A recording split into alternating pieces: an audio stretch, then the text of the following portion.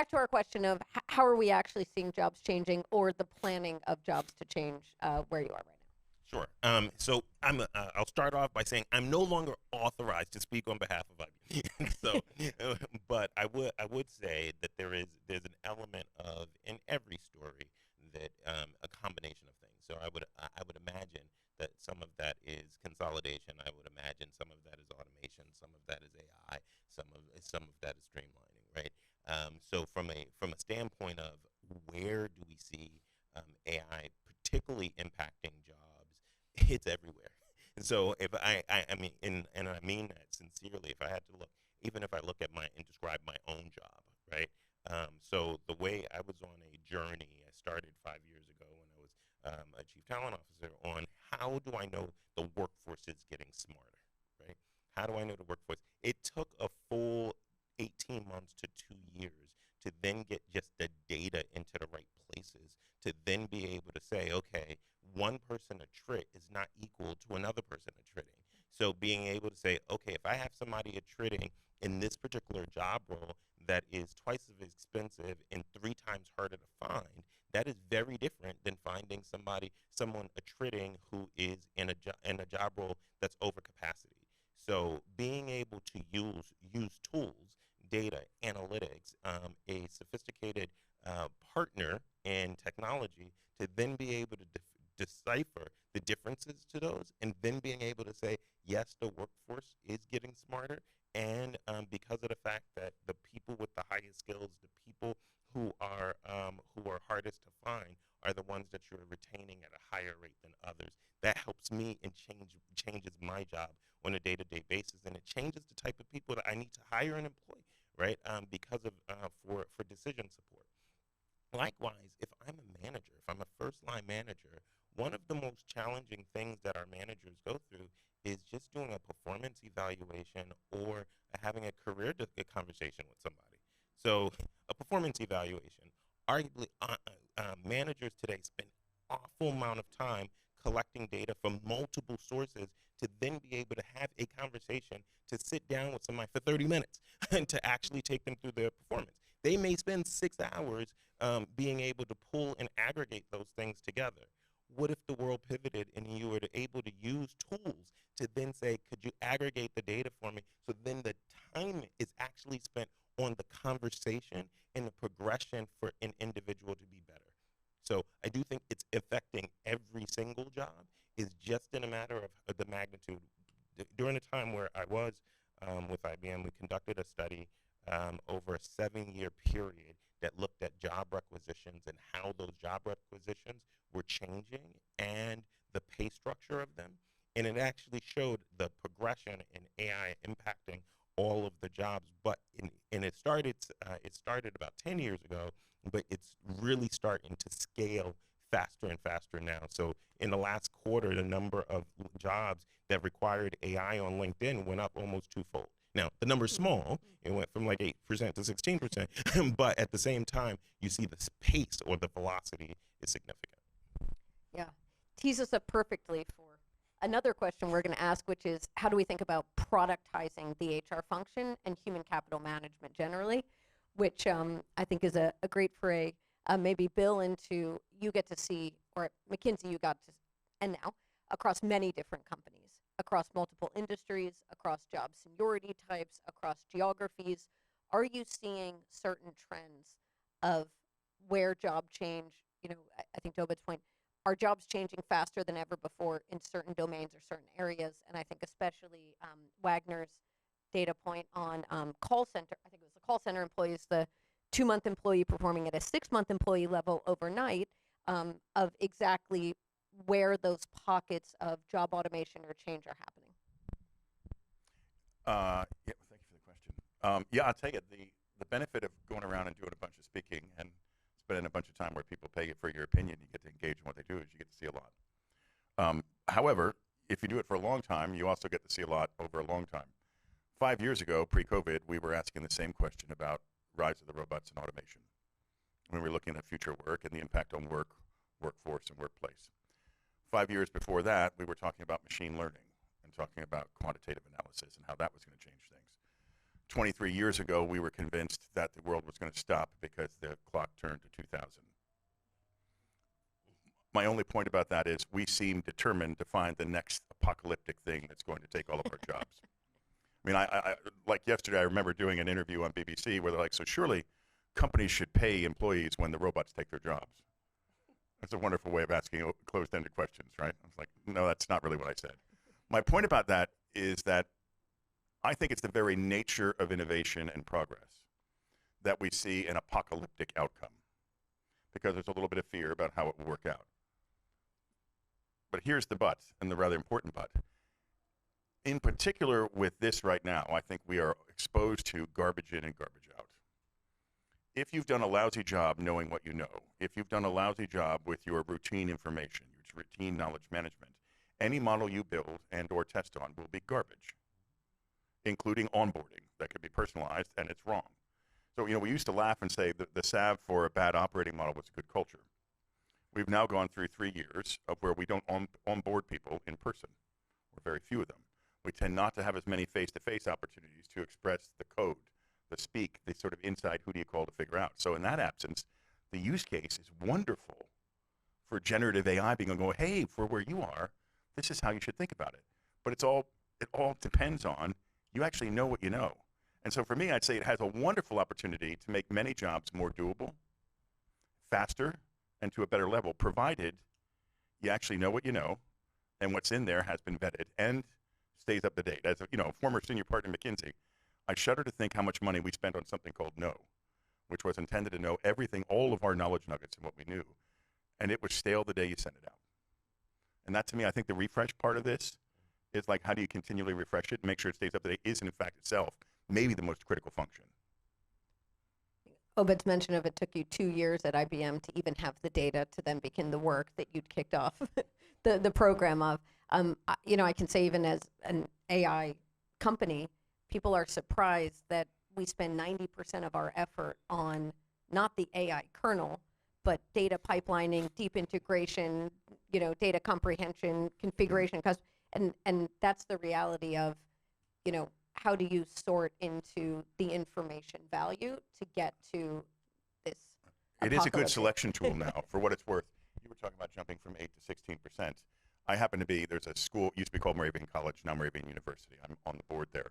Because I'm the last academic, I have to chair the Academic Affairs Committee, which I can assure you I'd rather have my wisdom teeth pulled. But I digress.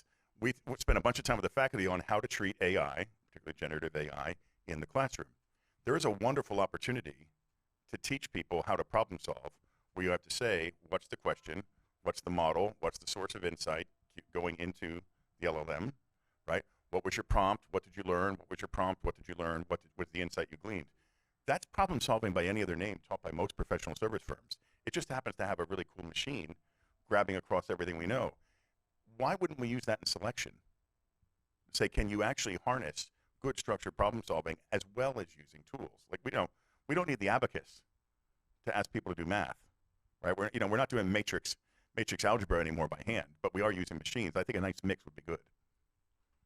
So Lauren, kind of along those lines, are you seeing the general public, the next apocalyptic thing that Bill talked about, looking for this to be that next apocalyptic thing? Are there events that are spiking that concern, or newsreels that lead to more panic than others? I'd love your insights on that, and or how you're seeing kind of companies portray this in the press. Well, I agree. We there's often an element of looking for what are we most afraid of, and I think the conversation becomes very quickly very reductive.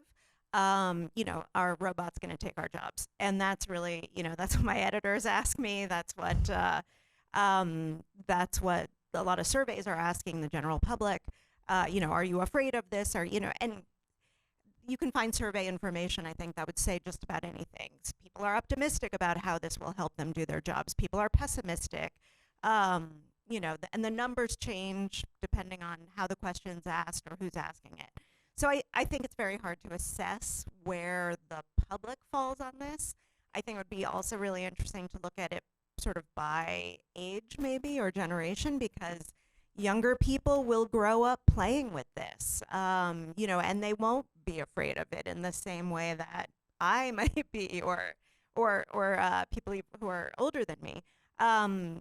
So, you know, I think that's a piece of it. It's like for kids, and I see this with my teenager and my 11-year-old, you know, their familiarity is just a totally different animal than mine. And so that will affect this all going forward. But, you know, I think ever since the Luddites and before, there has been this terror. And when I did the first story that I wrote about generative AI, which was based on, I think, a paper that came out, it was one of the early papers on the impact on work. Of course, since then, I feel like there's at least 2 papers every day that are coming out from academics and researchers. It's really hard now to keep up. But in the early days, which was like 9 months ago, there wasn't a lot. And so, you know, I wrote up an early paper that came out. And one of the academics that I interviewed, I was asking him about this. And, you know, he said one thing that's really important to remember about all technologies is that the process of implementing is rife with conflict, negotiation, resistance. You know, so the idea that, like, oh my God, this technology is going to come and take everybody's jobs or change everybody's jobs, it is a much slower process because of how human beings are, that fear and other things, that, you know, the resistance and the negotiation. And I think, especially in this day and age, I mean, you saw with the writer's strike, you know, workers have more voice. We write stories about that. And so that's also going to become a factor in how this is implemented and changes work. Element to build on Lauren's point, I think there's an element to with the general public of how education plays, and then how like do I think all robots and technology are going to take our jobs? No. Do I think that there's aspects of my job that I wish it takes? Yes. So how do you then use and partner with technology? Like it's a tool, right? A knife is a very effective tool. It could be a very harmful tool. So to the degree that you've got regulations, you teach people how to be able to use it and how it makes individuals more productive, then I think you have a more productive society, because it gives greater opportunity. In a number of cases, it gives greater opportunity, right? Does it create greater threat in some other cases? Absolutely, but that's where you need regulation, partnership, and education. I was just reflecting on, it's interesting when you go to the public, what aspects we're blissfully unaware of to the extent to which the machine is alive and learning, like just the idea of the nest and the hive and driving, and taking into account the road and the road conditions and where you're at, and speed up, slow down. The autonomous driving, even in the U.S. where it's constrained from elsewhere, we're willing to hand certain things over. I mean, I wish in some ways that the way in which we can engage on this is one of cautious opportunism, right? You know, for instance, I mean, OpenAI, operative word being open. We should remind people that putting personally identifiable information in there is a mistake. Putting competitive information in there is a mistake. So for use in HR, that would probably be inappropriate. Yep. The extent to which you want to validate, right? Right. All right, I was downplaying it, but thank you. Thank you for the renouncing. No, that's wrong. It's wrong, to be clear. But the idea of even competitive, like if you have to, when you use a selection instrument, you have to validate it. To validate it, you need a performance outcome. A performance outcome for most companies is proprietary. So there is just something about where does the open world end and the proprietary world begin, and how do you hit the bar not just of what you're allowed to do, which I think is close to what you were describing, but what you should do. And that, to me, I think because we're not cutting that more finely, it just becomes 1 and 0, all good or all bad.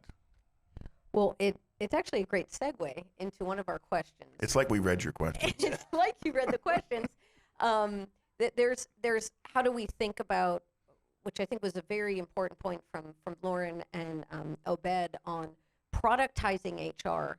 Doesn't mean HR is all a machine or it's fully human. It actually means what are the pockets of work, augmented, accelerated, automated, or that stay entirely manual, maybe because we have no trust in the data, maybe because we don't have the data, maybe because we'd never touch that, because it's about termination decisions. I don't know, and so much of the public dialogue is lacking the nuances, because having a nuanced discussion takes, time and effort, and People don't want to do that anymore. But I think this notion of, there's a question also of buy versus build. And I think that often gets conflated with everything we buy must be LLM, must be internet, must be disclosed, or we've got to build it internally. And this is kind of the second wave we're seeing now, since IBM Watson brought the first wave of the buy versus build.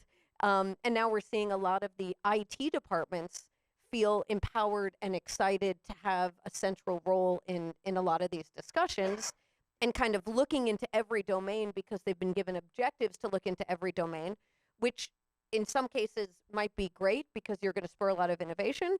And in other cases, I'd love to hear each of your thoughts on how do we think about this buy versus build, or, it's open AI or it's nothing kind of dialogue. Happy to start. I think there's an element where it was a force from buy to build, right? So if you referenced early days of Watson, where a lot of it was proprietary, and then the strategy moved to a platform to then allow services to then be built, and then so as a result, you can then it gives the freedom and the flexibility to innovate, and then the best will then be able to strive or survive. And then so I do think that was a conscious movement, right? So from areas, if I was to get to the application level of places where in my profession where I'd like to see where I think services or buy applications that will help our business to thrive is around the area of selection. So Bill mentioned selection, right? I think that's a ripe opportunity. If we can go back to 2021, 2022, and people and the number of articles and things that was written on the Great Resignation, those were just big mistakes on both sides. Individuals who were running from company to company, organizations who were shifting from person to person, and it put a lot of people in the wrong places. As a result, you saw a number of boomerangs. As a result, you saw labor costs go up for companies. You saw productivity go down. So in areas where we can help to select, whether you're an individual to say, where's the place that I'm going to thrive, and for an organization of how do I stop making bad decisions or go shopping when I'm hungry. So I do think that's a ripe area. And then when I say selection, a lot of times we first go to hiring, but within an organization, there are tons of times when we're making selection decisions. Who comes in, who we promote, who we send to learning events, who we put through accelerated development programs, who we decide to exit, right? So all of those are critical decisions where we could be better served or and get support, and actually would accelerate progress and accelerate innovation. Yeah, but look, selection's near and dear to my heart, just because I think it's literally there's probably no bigger choice you make than who gets to come in, who gets to lead people on your behalf, who's asked to leave, etc. Right? And so let's just draw a line under that, of course. I think nothing more important. I would tell you in terms of the productization, and I was thinking about this, I do think things that are open source are often a race to the bottom because you've made it open source, and another from a strategic standpoint, right? So I do think it ought to be, well, what do you have to be great at? And if the navigating this, the algo and what's underneath it and the access to it is not what you have to be great at, then who cares, right? Use what's free and to make it work. To the extent to which you need it to be proprietary because you have some special sauce, then I'd be cautious about it and think about, you only have so many investment dollars, right? You have people and money. You got to figure out where you're putting it. You probably can't be great at anything. I'd ask people to reflect maybe 5 years ago when we were thinking about the early days of data science. In many cases, we became fascinated with data scientists, not necessarily data engineers. And, it's like the classic thing of if someone says to you, I've discovered this amazing thing. Every time we sell ice cream, we sell asphalt. Well, that's great. You didn't model temperature. Do you know why the data scientists didn't do that? Because they're not an expert in that. It's not their job. And so I still think most companies, when they're using this, need to know who's the person who gets the relationship, like particularly a good IO or a good talent professional, about what matters, what should you really, regrets on, then who gets access and thinks about manipulating the data. And in many cases, particularly now in the world we're talking about, good data engineers, where the lake that you have seems insurmountable. I got to pull from here, I got to pull from there. That API is getting closed off. What's my redundancy? Those skills, I think, are massive. Now you start thinking about these multiple talent pools. You can't buy them all. That to me is the interesting choice, right? When it really is one of what are your critical roles where you have to be all world at because of your strategy versus where you just have to be good enough and you might as well just buy it. I don't know that I can speak to the buy versus build question so much because I don't make any decisions in my workplace like that. But I will say I think one of the really key questions with AI and work is what happens to the jobs that are left. So okay, we know that it will take all of our jobs will be transformed. I imagine at some point I'll be more of an editor and fact checker, and I'll do the interviews, but I probably won't write my first drafts, eventually, probably before too long. But, if every job gets transformed, what happens to the job that's left? And I think about the call center workers. Everybody talks about call center workers because it's very quantifiable. There's a lot of academic research about call centers. And, so okay, you can save all these hours. What's left of the job that the human does? Often, okay, so they're going to be doing the more challenging calls. They're going to deal with the more emotional callers, the more angry callers and upset callers. Is that person now going to be paid more? What is the benefit for them in doing a more complex job? And so I think that's something employers really, really need to be thinking about. How do you, as you automate, how do you make the job that remains better for the person in the job? To build off of that, Lauren, one of the key reasons why call centers was one of the first use cases is because of the cost structure. I mean, the reason why call centers turnover rates are like 40%. And by the time you train somebody in the call center, after about 6 months, then a couple of months later, they were out. And then so the payback wasn't there. And then the reason that they were trading because those jobs were mundane. And those are the types of people, that's why, Gallup forever said that, it was the jobs with the lowest levels of engagement. So it wasn't working, the model wasn't working for anybody. So then technology get introduced and then it says, okay, now it's going to create different jobs to say, okay, well, what are the insights that we're getting from the questions that people are asking that the technology is answering so that we can then make the product better so that it addresses it so people don't have to call about it. And so as consumers, the last thing we want to do is call a call center. So if they can get the insights to then be able to have us to do that less and build it in a product, then it's you then get the jobs being plumbed into other places. I think this notion of where it's not working for anyone right now and the opportunity for what AI can do there is such an important point. Like we launched a product that tells the employee that there's a new job that's open at the company that they might be a great match for. And a lot of companies panicked and said, oh, we definitely don't want to send that to employees. We were like, well, why not? It's going to cause them to switch jobs much faster. Aren't your jobs public? Can't they go right now to your career site and see every one of these? Yes, but it doesn't come to them. The manager's supposed to do that. And you're like, how many managers are spending all day approaching employees constantly to leave their team, especially their top performers, and go to someone else's team? And I think that question of if we spoke about and we began with why this doesn't work the way that we have tried to do it today, and then what AI's impact is, will we get further than what we tend to do as technologists and product builders, which is talk about how exciting the product is, talk about how exciting the technology is, and then expect people to triangulate what the benefit is. Quick answer to that Absolutely. one. And I'm so happy that we have an audience. analog reminder here. As someone who's trained to know when the light goes from green to yellow to red, this is so wonderful. I just wish I had someone on the sign going, shut up now, Bill. It was wonderful. Quick answer on this topic, talent marketplaces. Okay, we've had people running away from companies because it's an asymmetry of power and information. People don't feel like anyone's investing in them and their career and their mobility, knowing that that mobility leads to, in some cases, up to twice your lifetime earnings, because the company is holding on to the information, not making it clear. If you want somebody who's going to feel good about it, show them what their options are. Agency. Information of this way, made transparent, gives the people agency. It never ceases to amaze me the number of times out of fear we withhold and take things back and then blame it on the tech. As though, oh, it's the A problem. Give me a break. You're not letting, you're a lousy boss. People run away from you because you're a lousy boss and you want to blame the machine. Sorry, I digress. We have so much more to cover, but audience Q&A, do we have any questions?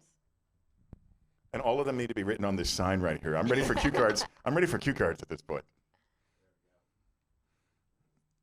This is all very exciting. Thank you. The question is, so we are talking about the jobs, we are talking about all this at the lowest common denominator, which is the activity, the task. What do you think is going to happen to your organizational design? Well, I'll take a quick one at it for sure. So, you know, if we were just over time where you had either a process-based organization or professional service firms, and then what eventually became enterprise agility, where largely you had a off the top part of the chart that looked a little bit like your sales organization, and then pockets of talent and skill on the left that could be deployed and redeployed. I'm convinced going forward that there'll be a relatively small number of people who still need to maintain a good, robust knowledge of competitive intelligence, customer intelligence, and or contextual factors that are coming, of course, leveraging tools and a broader set of information we've ever had. But this pool of talent, I think just think about our ability to use good people analytics on understanding variability and performance. Right? I happen to be collaborating with a place called Immersion, right, which they do simulated training, avatars with a human face. It's amazing how like people are willing to risk with this. 500,000 of them where they're building the LLM now with a background in what their personality was of the learner and what their limiting mindsets were around the behavior that we're taking on to find patterns of growth and adoption. So now that to me is wonderful, where structure then supports lean down this way, lean through sales, and cool pockets of talent that can be deployed and redeployed. One additional thought is I think it will flatten organizations and change where buying happens. You're already seeing it. So in my world, in my profession, I now have sellers who will come and say, do you know that X number of your employees are already on our platform? Right? So from what used to be a buying pattern where you commission a study, you know, put our RFP and then say da da da da da, and then 6 months later you make a decision. You now have the data that's being come to you because it's been the tools have been democratized in the build world, right? That is happening to CIOs, that's happening to heads of all of the lines of business in a different way. So I do think it will flatten the organization and accelerate decision making. So while I don't think massive reductions of workforce, but how decisions get made and how flat it is going to be something that will significantly change our designs. I wonder what happens to the career ladder here, because like, for example, I wrote about law firms and all these tools now being offered to law firms. I'm sure Adam can speak to that. And one person I spoke to was like, you know, he develops AI tools for law firms, so he has an interest in this. But he said, when I was a junior lawyer, you know, what I'm creating right now can do 90% of what I did when I was a junior lawyer. Okay, so maybe law firms will have far fewer junior lawyers, but how do you then develop the people who become the senior lawyers? You know, and whose skills have to be very different. They're doing business development, they're doing, you know, they're really like the judgment and the management and all that. So I do worry about what happens when those lower and middle rungs of people kind of get emptied out a little bit by some of what the tools can do. I think just to close, it actually connects to a lot. There's a lot we don't know about what things like time to mastery being accelerated at an unprecedented rate, different buyer cycles, different ways that people leverage the tools. Like there's probably areas that as HR leaders or future of work experts, we should be more focused. Like how do we help people that wouldn't otherwise know be as prepared as possible? And then there's places where we have to just understand that there's business opportunity and there's people opportunity, and the compared to what is model doesn't work anyway today. And that's probably a good place to be experimenting. So thank you all so much for joining. Thank you, panelists.